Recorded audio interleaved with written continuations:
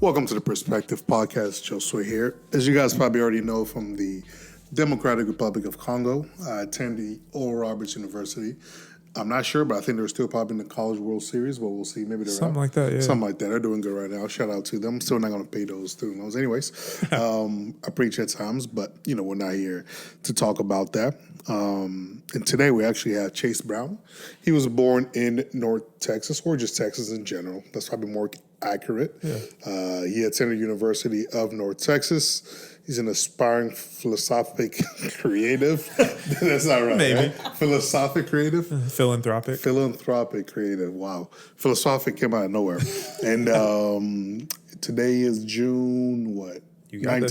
This. Juneteenth. Today is June 19th. And even though the sun's kind of gone down, I'm sure after this podcast, it's probably going to take a nice stroll on the beach somewhere around here. There's probably a couple lakes that you probably find, make his way around to have a good time.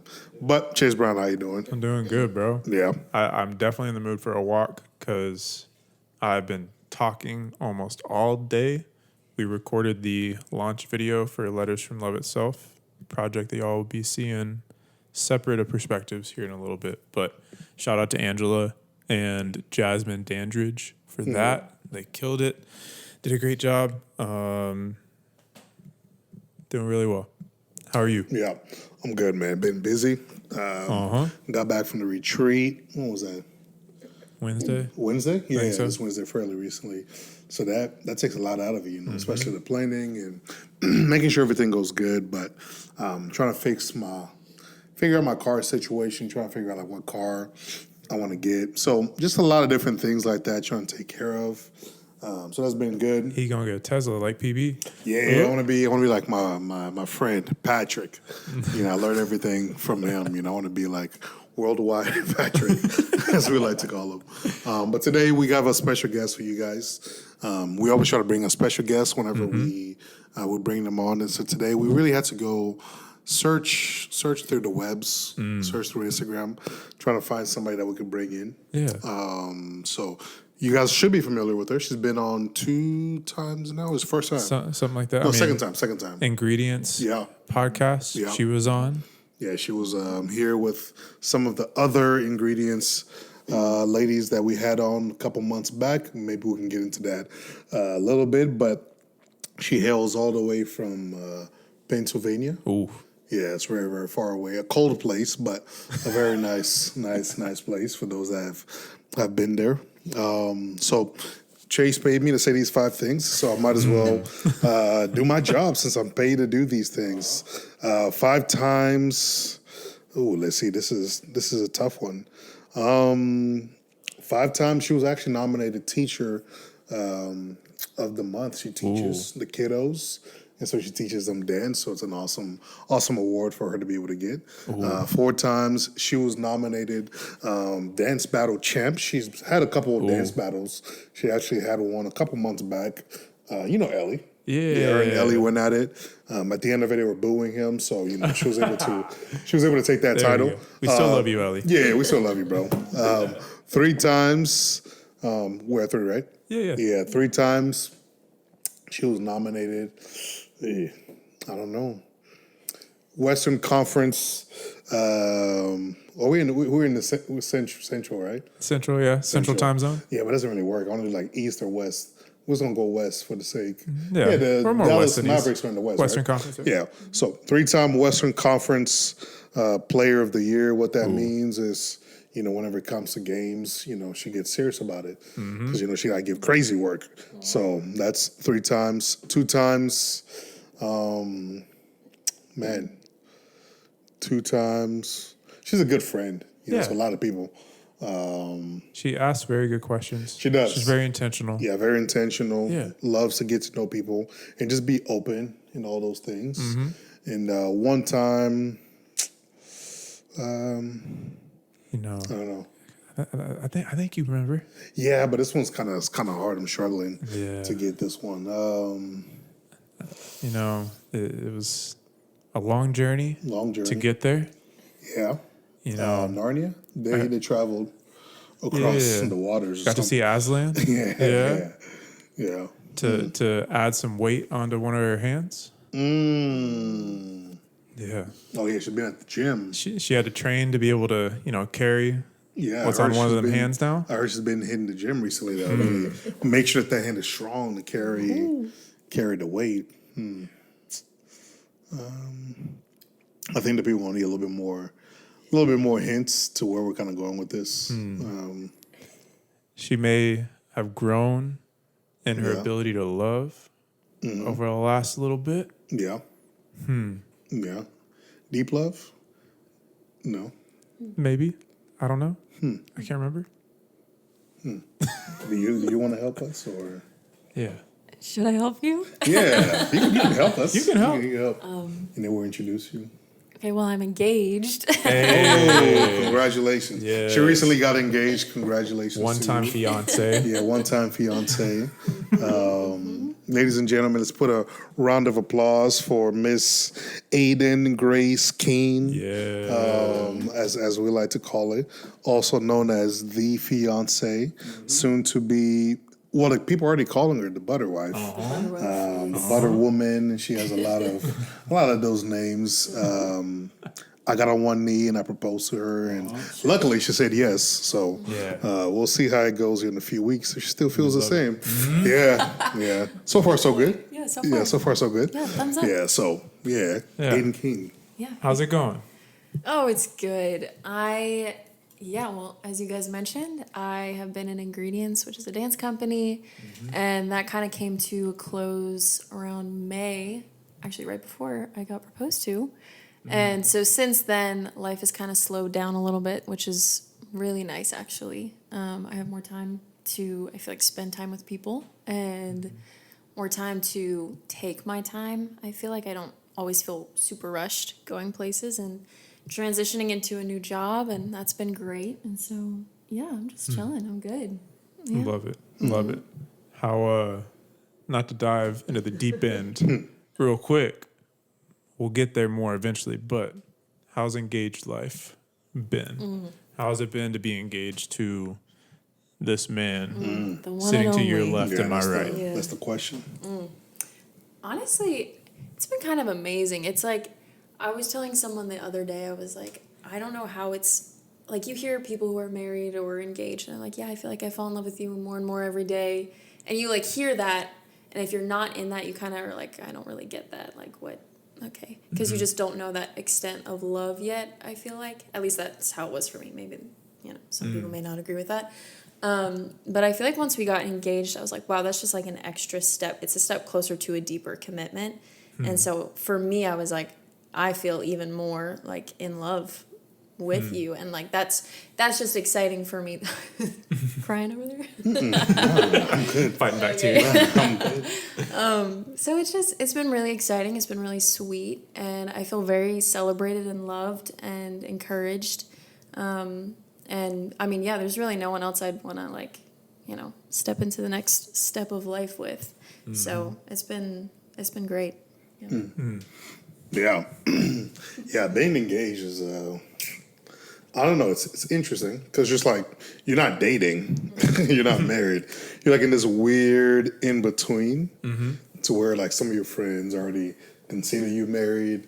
Some people. Sorry to add to that. No, you're good. You're good. You're good. It's like, your family's already, to them in their mind, you're already married. And some people are like, wait, you're engaged? You're like, yeah, because obviously, like, as guys, when we're engaged, it's not like we don't have a ring on to be able to tell, like, oh, man, you're engaged. But for her, it's obviously different. So it's something that I guess for me, being able to have conversations with people about, like, because it took me a while to get used to calling her my girlfriend, because that was just kind of weird to me. Not because of her, but I didn't really date much in the sense of like being in a relationship. Yeah.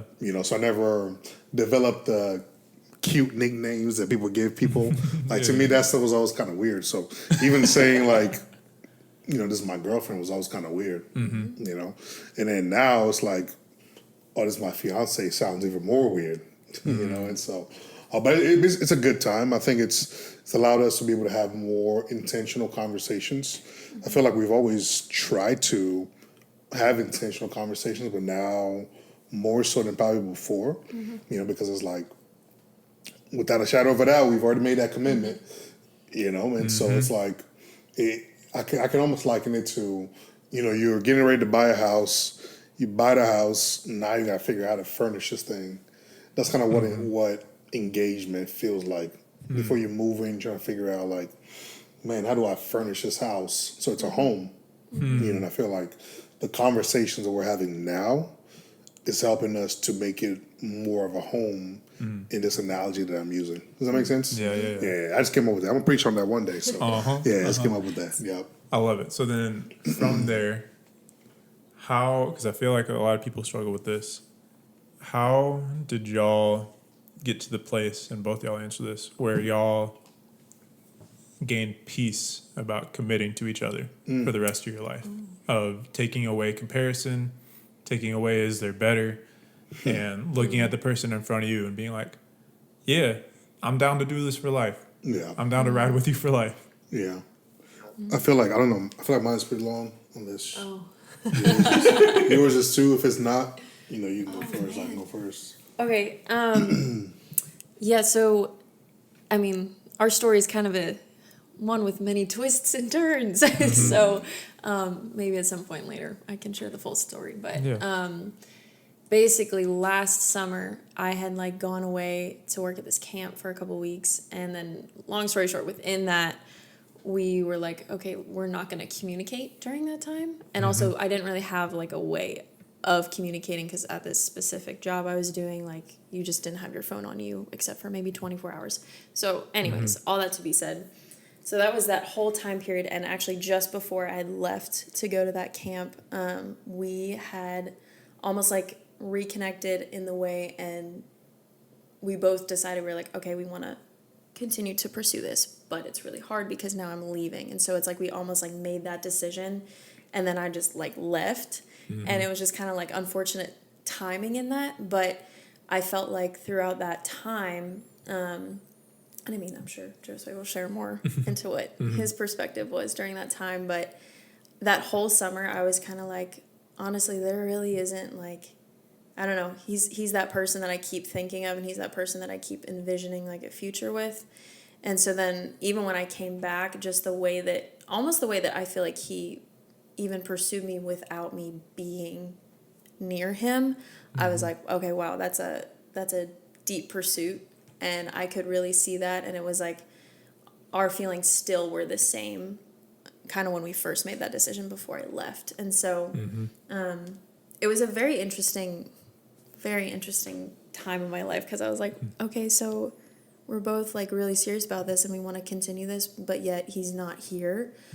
But I don't know. And that was also an affirming thing where it was like, he's not even here with me, but yet I'm still confident in this. And so, I feel like that was all over the place, but that's kind of what I was thinking. Yeah, that's good. I mean, I think just kind of add a little bit of context for my part. Because obviously, like she said, around June, we had that conversation where we're like, let's do this. She leaves like 3 days later. She calls me. She's like, hey, how about we don't talk the next month? I said, what? Are you crazy? But I was like, I guess if that's what's going to help. And so I've probably hinted at it a couple times, different podcasts. I remember the one with Chaz. I've hinted at it. But that was the thing I was going through. It was like emotionally, because I felt, because I'm not one of the, God speak to you, this is your wife type of people. Obviously not saying that God can't do it, but I don't think that needs to be something that's like used as a pressure type of deal to force people. But I felt like back in April of 22, I was on a plane on my way back, and I came from a wedding, and I remember I was just praying. At the time, we weren't dating yet. I remember praying, and I specifically felt the Lord interrupted my prayer to be like, Aidan's your wife. And I wrote that down in my phone, and I even have a journal so you can see proof. And I was like, wow, I really felt that was from the Lord. But I wasn't going to share that with her because I didn't want that to be something that convinced her to stay with me or whatever. And so I kept that to myself. And so fast forward to June when we have that conversation again. She leaves for the summer. I was really going through a lot of like I guess, feelings and faith kind of feelings of like, man, what if she goes to this camp and she comes back, she doesn't feel the same? You know, a lot of those feelings, or what if her mind changes? You know, it's like there's a lot of separations here. We're not talking. What if, you know, it was a lot of those feelings, but the faith part was trying to remember what God spoke to me on that plane back in April, so I can stand on that. But it was tough, you know, because my old habits was, you know, feeling like you're a quote unquote guy with options. I would always revert to that because it was easy. You know, revert to the options or the attention or whatever because that felt easy. But being in a place where I had to stand, like what she was talking about, pursuing her without her being here. Like I wrote her letters, you know, while she was gone. Wrote her letters, kind of expressing my feeling because I felt like for me it was good. I needed to do that, you know, instead of just sitting there. It would have drove me crazy. So I would just, you know, I would write like a page long letters. Some of them were nice. One of them in particular was just like, I was just going through it that day, and I was like, listen, like, you know, I don't want to keep doing like this whole back and forth thing. You know, if you feel like this is something that you want, you know, as we're making this commitment again, when we have this conversation, if it's towards marriage and that's what you want, let's do it. If not, let's not even, you know, almost like waste one another's time, you know.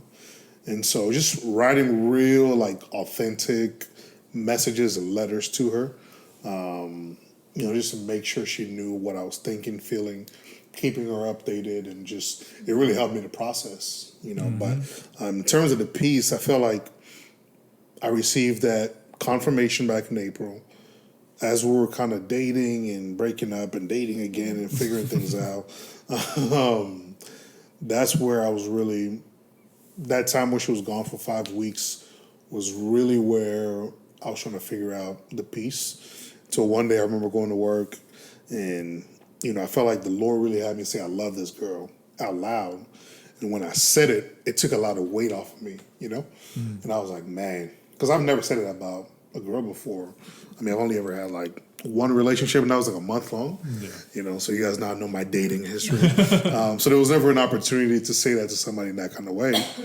And so being able to just process during that time with me and the Lord, and, you know, a lot of times, you know, you're crying, you're really going through it, things that as a man you're not trying to deal with. But it really helped me to see, because I couldn't say, I love you, you love me back. She was nowhere around. I couldn't text her. You know, I couldn't wait for her to say it back. I had to be in a place and be confident of me saying, I love you. Hey, you don't have to say it back unless you absolutely mean it. You know, the Lord had to bring me to that place, which really helped out with, with everything else. So, yeah, that's kind of a little bit of where that piece came by for me. Yeah. And I think it's cool because one conversation that I always remember with you and me was, it was one in the morning. What's up, Boston?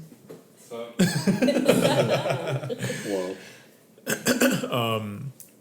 It was one that we had in the morning, and we'd never had conversations in the morning, but it was last year, and I was in my time with the Lord, and then you came in to share something, but then you sat down on the what is it called, ottoman that I had in the room at the time. Yeah.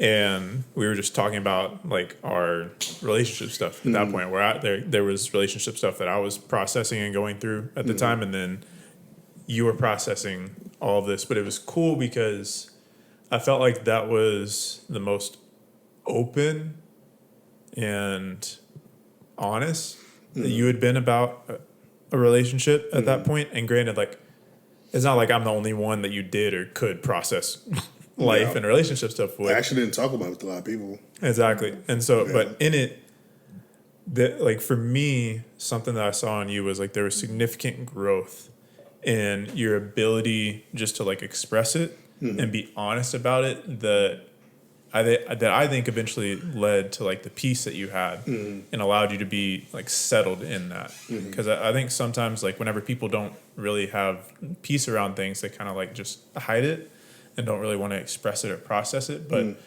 it was cool to see it in that moment, because like there was this, there was a mixed thing. There was like a genuine excitement. There was a genuine care because you wanted to like, I don't want to say figure this out, but you were putting in the time and the mental energy and the time with the Lord into this, of which if you didn't actually care about it, you wouldn't have done that. And so it's something that it was cool to see you as you were at this house, like process that and be able to go through it. Yeah, no, it was definitely like a lot of, processing, because as you said, it was definitely a journey. It wasn't like a nice Disney Channel movie. It was not a smooth ride at all. Initially, it started out very, very hard, especially like, I don't know, a couple of months into it. Because there was a lot of like back and forth trying to figure things out. Timing wasn't good, and then start dating, and then pulling back, and then ending it, and then starting again, and so there was just a lot that went on until we had that talk before she left. I feel like since she came back in around August, it's been a smooth ride since. So that part has been really good, but before that, it was really on my end anyway, because I had a bad habit of like, man, I got options. I was like, I'm not. Can you attest to that? As she reclines back. Yeah. Like I had that bad habit of like, I don't want to deal with that. So I'm gonna go talk to somebody else. And so, but really being in a place where I had to slow down, because that way of thinking brought about a lot of heartbreaks for a lot of people. God forbid they're listening to this, they're probably rolling their eyes, but that brought about a lot of like, heartaches and things that I should have taken back or done correctly the first time, and so, but I think now, even like with the engagement part, like I feel the weight of my oath, I feel the weight of it, and I've been really like processing what it means to, enter into covenant. Obviously, we see the Lord enter into covenant with his people and how he upholds his end of the deal, if we could say, and ultimately upholds our end of the deal as well, because we be out here wilding out. And so for me, I'm like, okay, in the context of marriage, on my part, what I can control, what I can do, how can I, uphold my oath? How can I uphold my, this covenant, the words that I've said and commitment and all that? And I'm like, this is giving me a picture of like, in a way, like a relationship with Father, Jesus has with this church, taking on a bride is like, man, how can I uphold my, like I said, uphold my oath, stick with it. How can I uphold this covenant, even in moments where, she may be tripping? We don't have a lot of those moments, she's really cool. So, but it's like, even when those moments do present themselves, how can I make sure to uphold my covenant? Yeah. And so then something for you, because while you're in ingredients, correct me if I'm wrong, you either weren't able to date, or in the contract you signed that you won't be in a relationship, maybe unless without leadership's approval, something in that, where there was a restriction in an okay way about that. So how did you embrace that season, be able to live through that with not being able to date and potentially have the perspective of like, oh, I'm missing out on something over here, and then go from that to then being free to be in a relationship and not just like feel the need to just hop into one, but be content, find the right one, and then be able to commit once you found this guy. Yeah. No, that's good. Yeah, so within ingredients, it's like, it's just an interesting thing, because it's not necessarily like dating is looked down upon, but it's just, you are just literally so invested and so busy in that company in a lot of great ways that dating can sometimes be, and this is just what they've seen in the past, it can just be like it can just be an added extra, I'm sorry. Sorry. Austin is just cracking me up Austin's right the now. Yeah, but dating within that season of life can just be a lot sometimes. And so it's more so one of those things where it's like, if you do decide to date, you do bring it to leadership, and some people don't do that, but it's really just a thing of like, hey, I want you to know that this is a part of my life, and I really just want you to know, and you to help us be accountable, and you to have that wisdom for us, because for me, the director of the company, she was the person that I was like under submission to, and she was the one that I was learning like pretty much everything in my life. And so she was the person that I was like, no, this is important to me. And because this is important to me, I want you to be involved in it, in a healthy way. And so it was interesting, I think, going from being under a contract of like, your bedtime will be 12 p.m. like every night. And then, every weekend we're traveling and just, then working every night from like till 9 p.m. and then not really being able to see Josue a lot. So it's been very interesting kind of going from that into a season where it's like things have majorly slowed down. And in a lot of great ways, I would say, because I have been able to spend a lot more time with him and a lot more intentional time. Like literally the other day I got to spend like 12, 13 hours with him. And I was like, wow, I'm not used to that. That's like the best thing ever, because we just haven't gotten to do that within my past season. Yeah. Y'all been able to go to Guitar Center. Like, it's so much fun. Yeah. Yeah. But no, it's been really sweet. And I still think there is that almost like, I don't even know what the right word is, I guess accountability of like a schedule, but it's still kind of my decision in a way now, because there's not a contract. But yeah, I don't know. Yeah, that's good. From there, how, let's go ahead and do it. Why not? Meeting each other's family for the first time. Being from different cultures, bringing the cultural element into things. What was that process like? What was y'all's mindset going into it? How did you enjoy the families, the stories behind it, all of that? Yeah, I felt like for me it was probably easier because I'm, you're in America, so I'm around a lot of American parents working at the church. I meet parents all the time, so for me it was easy to be able to do and just kind of come in there and just be myself, and try to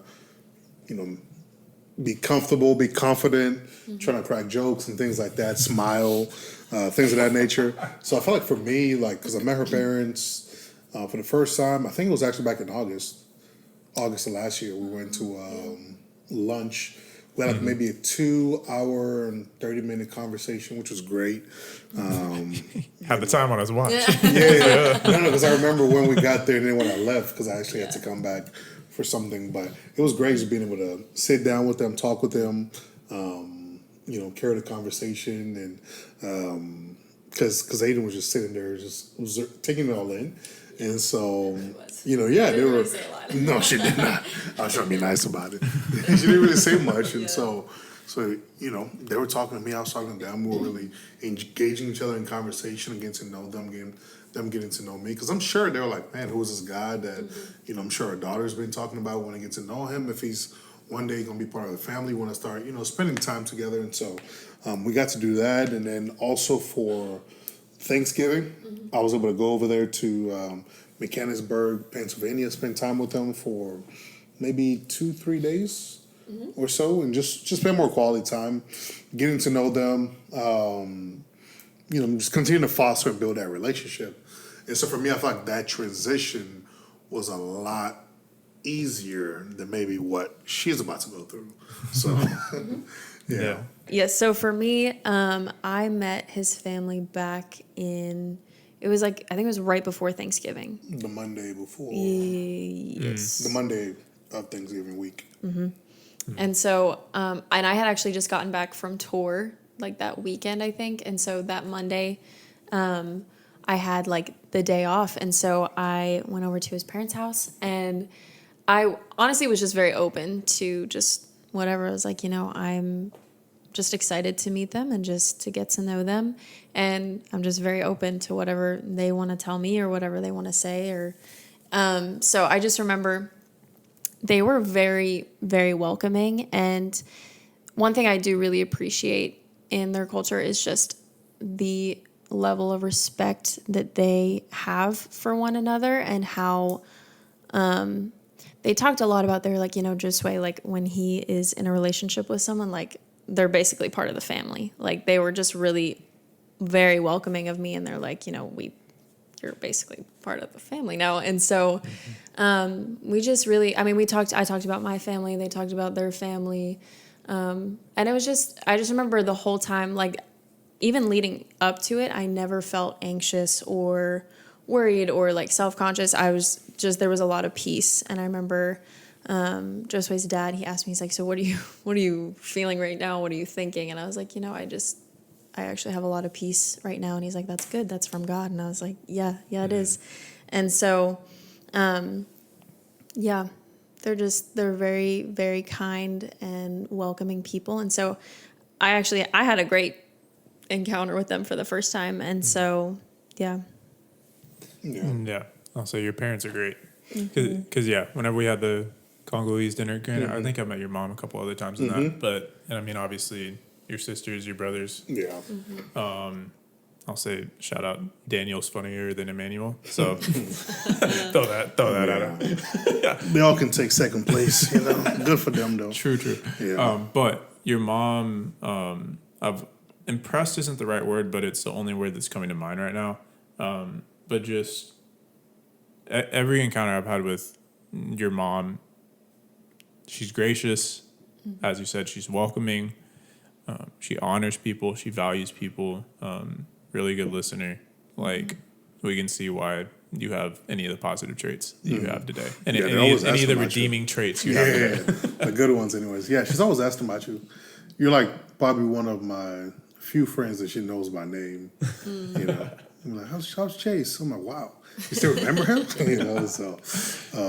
But yeah, no, I mean, because she's gotten to meet a lot of my siblings. So her family lives in Pennsylvania. So for me, it's they've been very intentional about welcoming me in and spending time to FaceTime, whether she's there or not. One of those times I got to meet her brother, which was pretty cool. So I haven't got to meet him in person yet, just because there's that distance there. But we've been spending time trying to just get to know them get to know me, continue that conversation. Obviously, as we transition more into marriage, that's going to increase, I'm sure, a lot more. And right now, just being busy with transitioning with a lot of different things, I'm sure that's going to increase. But with her being here, it's a little bit easier for her to meet a lot of my siblings, which she's been able to meet some of them. I'll say probably about half, if my math is correct. She's probably been able to be about half of them or so. So that's been good. Yeah. So then getting to the proposal. If people want to see it, they can go to Instagram, all that kind of stuff. Yeah. But what I want to hear is after the proposal, y'all were driving back, and Josue said something like, "Oh, we need to go to the shop," or something like that. AutoZone. And then he's like, "Oh, I'm gonna go back to the house, and then maybe go see the parents or whatever." And then you walk in to his house. What goes through your mind whenever you see what's going on in the house at that time? It was really funny. I just laugh about this so hard every time I think about it, because I don't think I was in such a back and forth headspace all day, because I suspected that he was going to propose that day, but then I kept asking him questions about it. And then I was like, oh man, I'm wrong. This is for Steven, whatever. This isn't for me. And then when I was proposed to, I was so thrown off. So then I wasn't even thinking straight the rest of the day. I was just over the moon, as they say. I don't know if Uh-huh. Josue is As like, a what does kid that even mean? And so, but as we were driving, like, I just wasn't thinking about really much of anything. I was like, maybe we'll go to dinner, see his parents, or I don't know. And then I was like, I almost said to him, I was like, we should plan our engagement party. Like, I almost said that, but then I guess I just didn't say that. So then when he opened the door and there was about 60 people standing there, like, in his living room, I literally jumped in the air, like, I think a foot. And then I don't remember doing this, but I think I like hit Josue. I literally like pushed him because I was just so like taken aback and surprised. So I don't even really know what was going on in my head, but I think I screamed. I think I was crying. I don't know. There was a lot of things like just happening, and it was overwhelming in the best way possible. Yeah. But yeah, I don't even really know what was happening. I'll be honest. So then going along with that, granted, I've only been engaged for 3 weeks at this point. What has been things that friends have done for you during this time, or that you think friends could do for other friends during an engagement that would be able to like serve them, love them, help them, get ready for the wedding, just be good friends for them like during this season? What are things that friends have done for y'all over the last 3 weeks, or like, it'd be great if a friend did this? Yeah. Yeah, I mean, I felt like because I was the one planning the proposals, I don't know, she'll probably share, but man, I had friends helping that every step. I had people reach out like, hey, do you have anything planned for the proposal yet? Hey, let's check out this spot. Hey, how about this spot? Hey, let's go look at this place. Like, constantly I was always communicating with somebody who was wanting to help to set something up for us. So shout out to Hannah. She really helped with Hannah Martin. Let me give you your last name too. She was really, really helping out in terms of like trying to figure out location. We had a lot of conversations about it, trying to plan different things. Shout out to Mariah. She really helped out a ton. We were trying to figure out like drive to Frisco to some really nice venues there, or doing it here, and her really just making time and space. Shout out to Sarah. She was really also. All these are ladies. I don't know what the fellas are doing when they're trying to plan. Shout out to Sarah. She was really of a big help. Shout out to Alexa. Alexa helped out a ton. We went to Home Depot, her and Taylor and Danielle. We went to Home Depot. We bought all the stuff. They found the venue. She booked the venue. They went there. They set up the venue.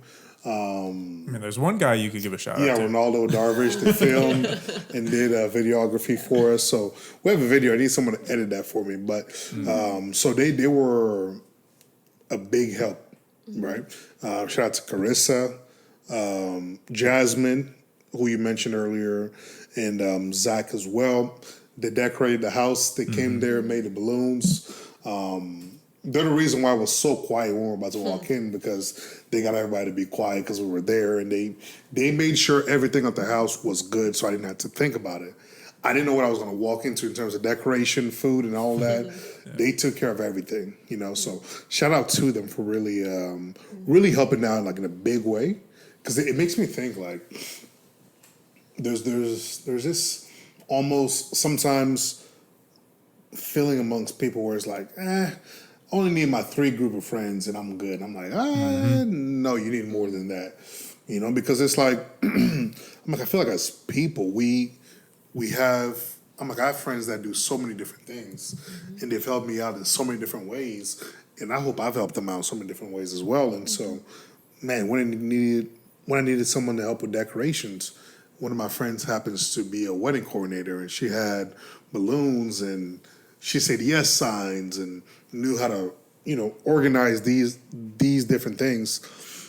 I had friends that, as they like to say, they love, and so they just knew all the cute stuff to make things look good, and how to set up flowers and have the right music. I have friends that do photography, so they're able to utilize their skills. I have friends that did videography, they utilize their skills. Friends that knew different areas, and so that's for the person that's like, I only need 2 of my friends and I'm good. I'm like, no, life is about community, and so that's besides the point. But Yeah, so there was a lot of people that really came together to make this thing possible. Yeah. They didn't have to do that. I didn't pay them for it. They did it out of out of friendship, out of love, out of appreciation, and all that good stuff. Relational equity that goes very far with people. And so shout out to them. They were very, very pivotal in making sure that everything was good and organized and orchestrated. And even before that, they helped find a venue for us.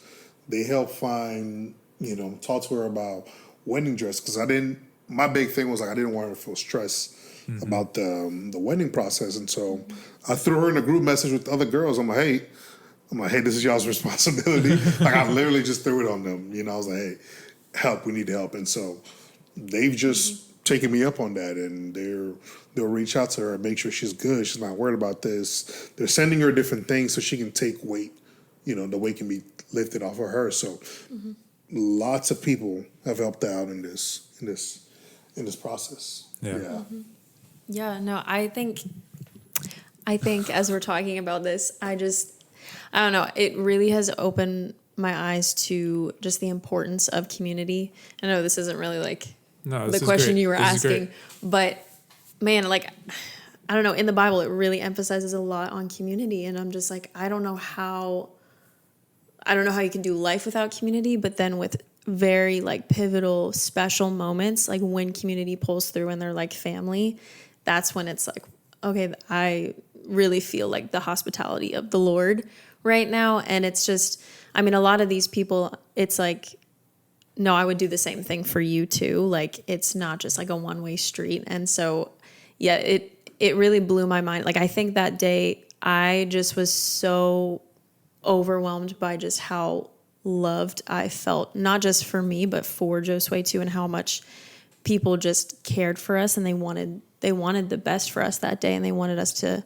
live our best lives that day. And so it was just, it really, I don't know, it spoke volumes, just their actions towards us. And I feel like a lot of like our friends who are married or who are couples, like they're just like, yeah, what do you guys need? Like, I have advice, like, you have any questions? Like, so I think just the big thing that I have been blown away by so much is just the community that we are surrounded with. And I'm just really grateful for that, because that was a big, huge prayer that I had, like, I think it was 2 years ago. And I was really asking the Lord, I was like, Lord, I just want a solid community while I'm here. And he was so faithful, and he's continuing to be faithful in that with community. And so that's just been something that's honestly just been mind-blowing for me, and just I'm really grateful for. Yeah, and you mentioned it a little bit, but a question that I've found a lot of value in asking to friends, but then also like whenever I'm in a relationship, again, this will be a question that I'm going to ask a lot, is like, how and what can I do right now to have you feel loved? Mm-hmm. Like for some reason, the phrasing of that question just like really, really hits me. But it's also something where like it's not just like, hey, I want you to feel loved, so I'm gonna just do something random, but like it gives the person an opportunity to like sit with like, okay, how do I receive love? Mm-hmm. It may be different in this situation than it was a week ago. And as like, for me, a boyfriend, fiance, a future husband, like I want to be like, okay, how can I take how you may be feeling right now into account and like honor you in that? So I like that you mentioned that. From there, the main question, which was the one that I sent y'all in the text message, which appreciate y'all obliging this, is throughout y'all's story and journey so far, what have been some of the biggest things, smallest things that you've learned so far during your time together? Could be about how to have a good relationship, could be about one another, in whatever way. Like, what have you learned? What have you grown in? I mean, this is the one that you feel like, I think in any area of life, it sounds really cheesy, and it's just one that I feel like overhear, but it's one that is absolutely vital in any area of your life, and that is communication. Like, it really, like you can talk about communication all day long, but if you're not doing it, like that's a whole nother kettle of fish, as my mom would say. And Kettle of so, fish. yeah, I don't know what that means. I don't really know what that means either, but my mom says it. So shout out to my mom.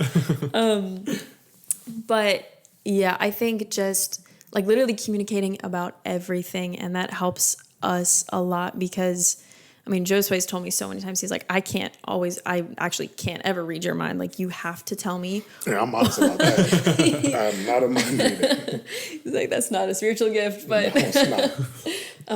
So he's like, you just have to tell me what you're feeling. Like, you have to be honest with me. And so that's something that I feel like has helped the both of us. And Josue is a really great communicator, and he's very good at being honest in a very like gentle way. Like, I never feel like he's being like, super intense with his honesty, but he's just he sticks to being honest. I'll just say, don't talk to him about LeBron and you'll be fine. Oh, yeah.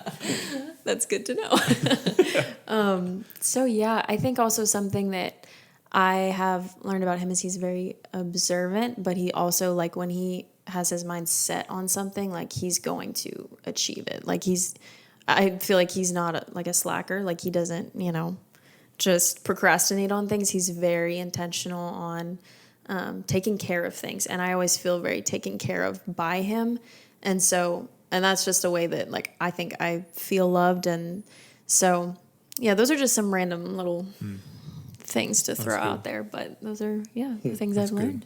Yeah. I guess for me it's like honesty is like a big thing because like I said, being in one, I guess you could say like a relationship that was very short, and not really growing up like expressing feelings. It was something where I had to like really learn how to express your feelings. But whether it be for myself or with anybody, like I always tell people, hey, whatever it is you gotta say, there's always a nice way of saying it. Like I mean, you could tell someone to maybe tone it down. Telling someone to shut up, it's all the same thing, but there are two different ways of saying it. So I always try to figure out what's the nicest way possible that I could say something or bring something up, because I don't want her to feel like I'm demeaning her or looking down on her or whatever. So in every conversation, I'm always trying to figure out what's the nicest way for me to say things, and how can I continue to make sure that she, feels loved, supported, built up, and like whatever dreams that she may have, like how do I, come in agreement to like support her in that, be encouraging and all those type of things. I think they're in learning to be honest about it. I guess learn to be, because it's easy sometimes like for me to be, I guess with my role working at the church, you're supposed to be a certain way, just because they're standard, right? We were talking about that earlier. There's standard whenever you're called to something. Like there's a standard on all of us, but depending on the role, there may be a certain standard that you have to uphold. And so some people will see me and they're like, oh man, it's the guy with the standard, And it's like, but with her, I got to give her all my ugly sides too. I don't have a lot, but Okay. So I gotta give her all of those things. Like I don't have a show. Like there's not a facade. I don't have a facade to give her. It's I have to give her my authentic self. My shortcomings, my areas where I'm weak, areas that I'm still growing in, areas that I'm struggling in, areas that I'm praying about. Like learning how to communicate that to somebody and knowing that those things are in safe hands and they're not going to be, used against you in a sense. So learning how to like trust somebody in that, because I always tell her like we have this thing where like me personally, I have this thing where I do not understand when people just share unnecessary information. Like it doesn't make sense to me. Things that's like, why did you need to share that, and why did you need to share that in a big group? It's like, why? What was the point of that? And so So We've had conversations about that. yeah, With people doing that. Yeah, I'm just like, why? So she already knows that about me, and so so I like. I think one day you were talking about the whole love thing. One day we sat here, and I was like, "What does that look like for you? To feel love and all that." And for me, I was like, "Man, I need you to walk with grace, towards me, because I need it. I need grace, all the grace I can get." And then the second thing, I guess this one is more so just because of my culture and where I come from, is the whole respect thing, and yeah, and I've really like seen her like walk that out, which I've really appreciated. But yeah, so really just like learning how to, share what's on my heart, walking in honesty, making sure that she always feels encouraged, loved, and never like put down. And I'm not trying to tear her down. Someone I'm gonna call my wife, I don't see the point in trying to tear her down. It doesn't make sense to me. And so, Peter Lewis, I think I've probably said this a couple of times, but he shared a story of, I don't want to share his story for him, but something that the Lord had taught him through a time of something he was doing with his kids, and like there was something there with his kids, and the Lord reminded him of, I can't remember where exactly it's at, but where Jesus like, "Come to me, all you who are weary and heavy laden, Matthew 11. and find rest for your souls. Yeah. Learn from me, because my burden is light and my yoke is easy, for I am gentle and lowly at heart." And he was talking about how the Lord spoke to him about being gentle, and that's something that stuck with me, the whole gentleness thing. And so I'm like, how can I always make sure to walk in gentleness, towards her? And you can ask her, right? And so that's kind of always my motive. That's always my motive of like, man, the Lord says he's lowly and humble and gentle in heart. I think as a man, coming from a culture where it's like very man dominant, and so for me, like that stuff is in me, it's like, it's in there. But having to renew my mind, having to embrace what I see from Jesus, speaking concerning himself, saying how he's gentle. And I was like, man, I need to walk in gentleness towards, someone who I'm believing is going to be my spouse. And so those are just some of the things that I've tried to implement, in my life concerning us. Yeah, and it's cool, like the communication and then the expressing part. I think y'all being able to grow in that before you get married is gonna be really beneficial, because I reflect back on like the conversation that we had with Mike in LA, and he was like, yo, like twice a week Mike is amazing.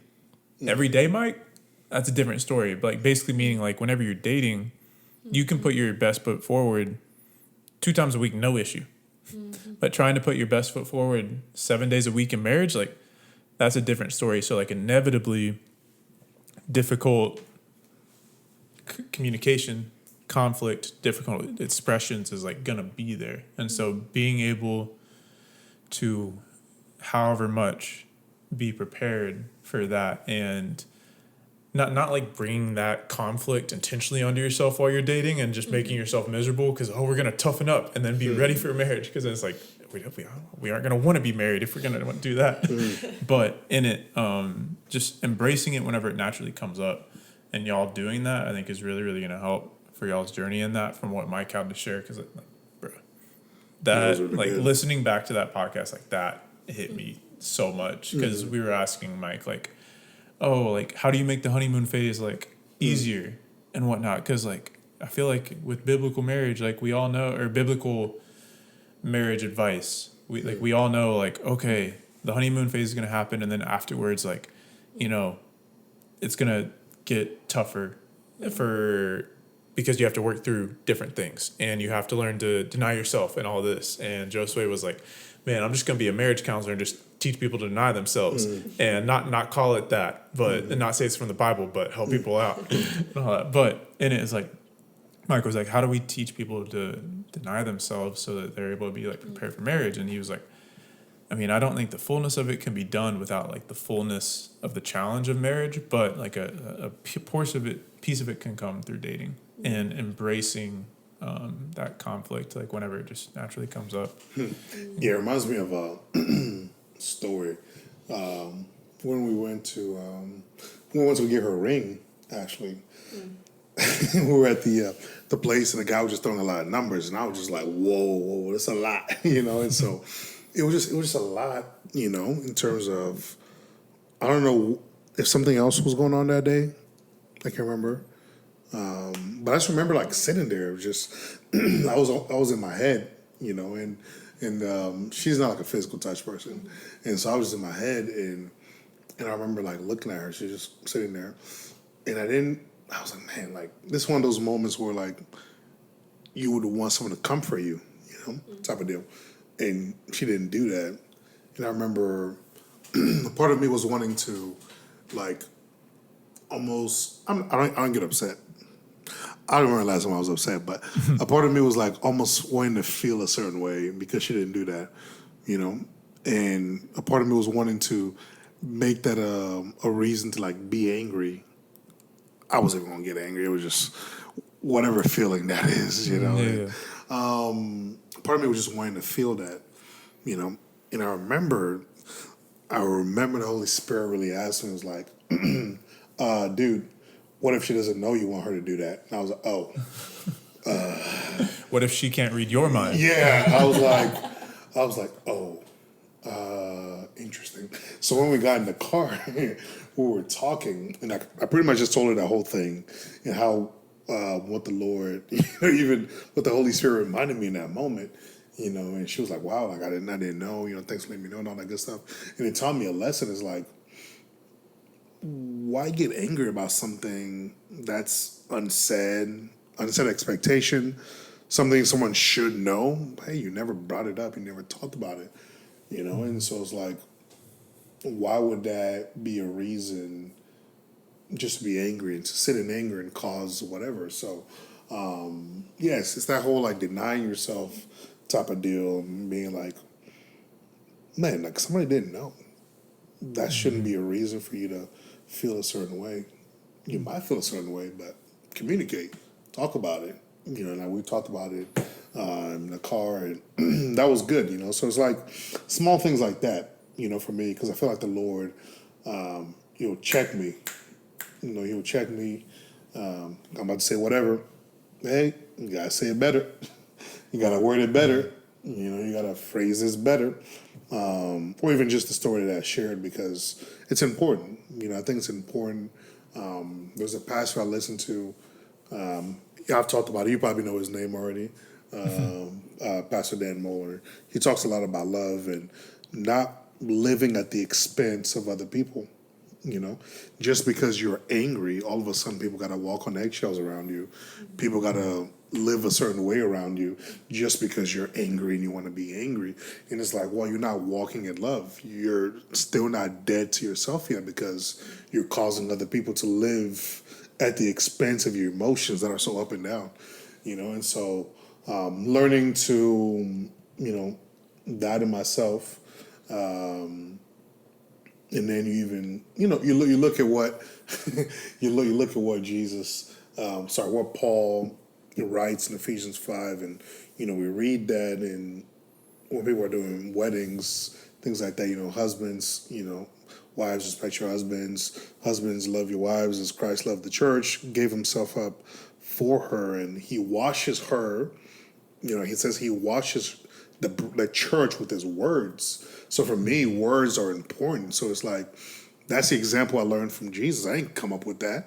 I didn't come up with learning how to be soft and gentle with my words off of my own wisdom. No, I learned that from Jesus, how he washes me with his words, of giving hope and assurance, and reminding me I'm his, So it's like, man, what I look like turning around and then not doing the same to her, And then he says, Paul says that he who loves his wife loves himself, because nobody ever treats their body the wrong way, but you take care of your body.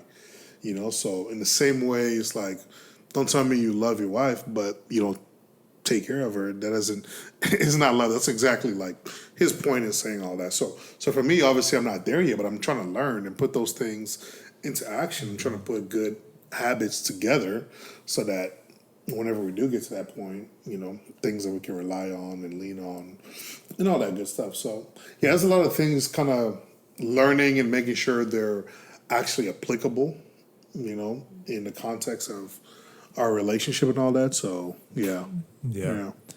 So to start to land the plane here, a little bit of a left turn, but I want to honor you since we brought it up at the start.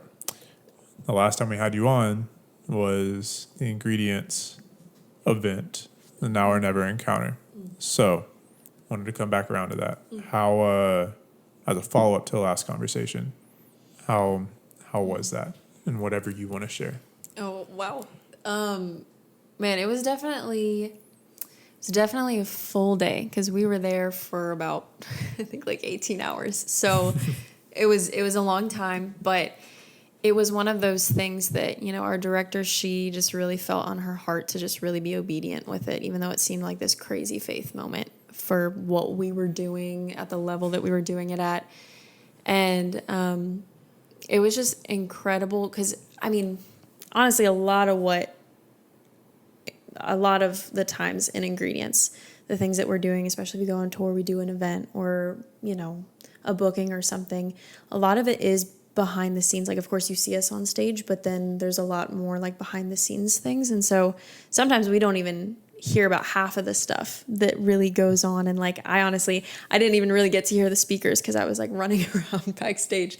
But the way that I felt a lot of the Lord's unity going on that day. And there was just a lot of, I feel like, healing for people. And one of the best moments that I think I just was really grateful that I got to witness was just the amount of baptisms that people decided to do that day. And I don't even know the number, but it was more than I can count on both my hands. And so praise God for that. And I remember actually at the camp that I worked at when I was gone for 5 weeks, they said something like,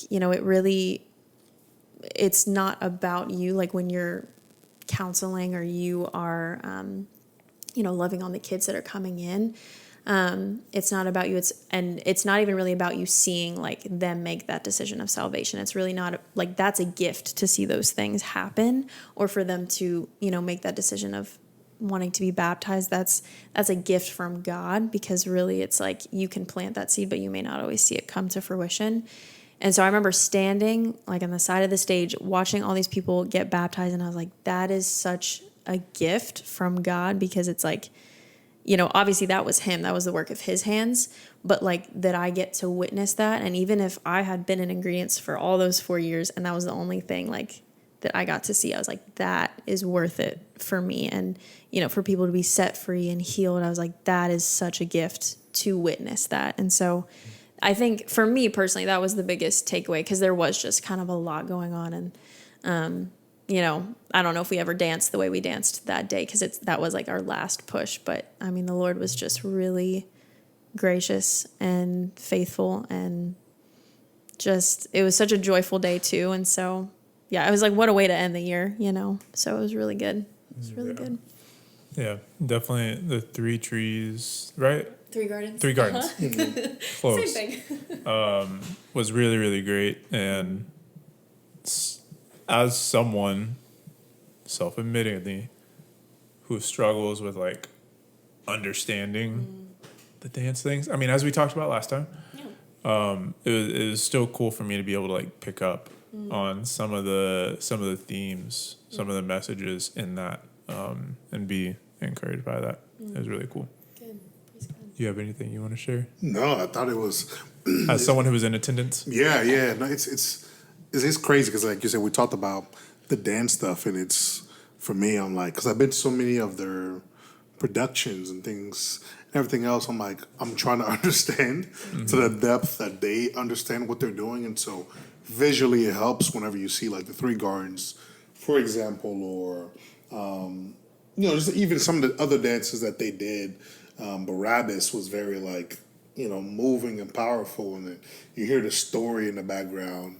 And you see them moving around, and she got to play Jesus. What up? And so it's like it was really cool just being able to see that, And for me, just knowing how much effort they put into that, preparing and getting ready, and like you got to see like they get so busy, and then after that, they spend another 2 hours to tear everything down. So by the time they're done, they always need like 10-hour nap before they sleep, so it's always like super crazy. So being able to see that was really cool. Yeah. That's good, man. Well, thank y'all for appeasing me in my request to have y'all on. It's been really cool to see y'all grow firsthand.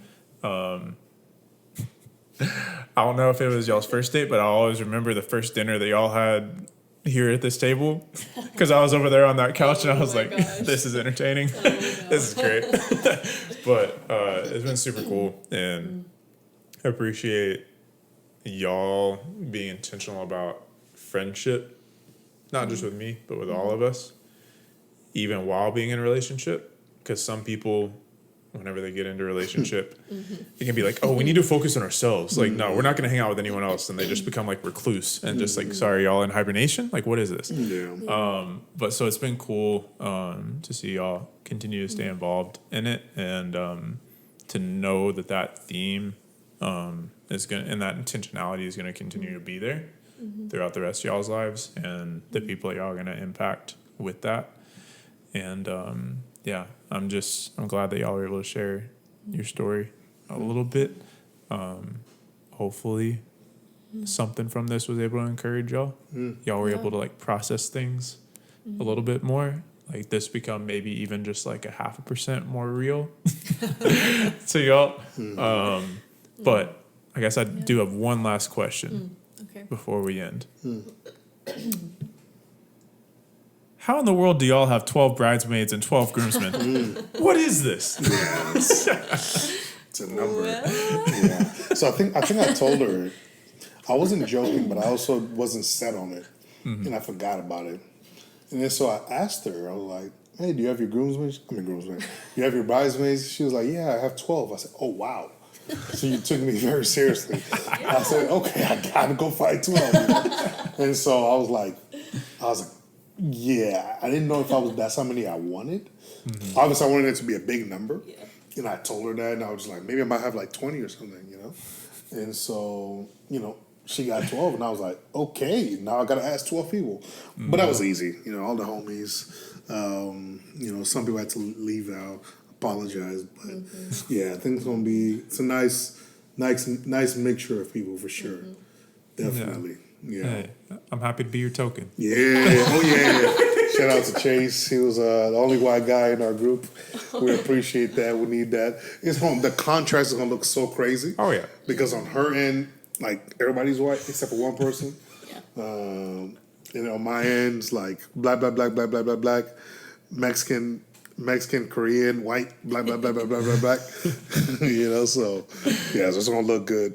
Yeah. And I promise I'll dance. Oh, yeah, we need that. Oh, you have to. If you're coming to the wedding, you are required to Yeah, dance. let's put that out there. You can't not dance, or else you're going to have to leave. Sorry. If you're listening to this and we're cool and you've received an invitation, God bless you. If you haven't, we'll see you on Facebook Live. But if you come, we don't ask for much. Well. Here's two things. We do ask for those. Yeah, we do actually. Let me take that back. So, one, you have to dance. Like it's not it's a requirement. It's not you're going to sign a contract. Yeah. Maybe we'll sign a contract as you're walking and you got to dance. Number two. So we're going to put this out there. So don't say gifts, right? Donations. Donations. So we actually do this thing in my culture when people getting married, we throw money. Uh-huh. You know, so if you're coming and you see that and you want to participate, Please. I'm not a universe kind of guy. The universe, so I mean that's not what I am. You know, but if however you understand someone trying to communicate something, this is what's going on right now. You know, so whenever you see people throwing money and you want to join, make sure to go to the bank the night before, take some money out, come and join us. I might throw my own money on myself. You know what I'm saying? So yeah, I might take out a loan for like $10,000 and throw it on myself. You know. And then we gotta figure out how we're gonna pay it back. But It's just gonna be going back to you anyway. yeah, true. That's a good point. Yeah, so we'll see. But those are two things. Once you're dance, come and throw money. It's gonna be fun. You know. Yeah. It's gonna be a good time. Any last things y'all want to say? Thank you once again for having me on. I always feel so honored. Good. So thank you. We're glad to have you, Butterman. That was it. Yeah. Hopefully we'll bring on other couples, talk to them, but hopefully that was the first. Hopefully you guys enjoyed it. That was it. Yeah, we've been talking about that for a while. We need to make that happen. Yeah. Yeah. Well, that'll be a wrap for us today, y'all. Thank y'all so much for tuning in. All of our information will be in the description below if you want to support the podcast, the outreaches, the app, everything that we're doing. All of Aidan's information will be in the description below. If you want to go support ingredients, whatever the heck she's doing else at this point. And if y'all want to send donations, we'll put their Venmos in the description. Nice. Yes. There we go. So until next time, much love. God bless.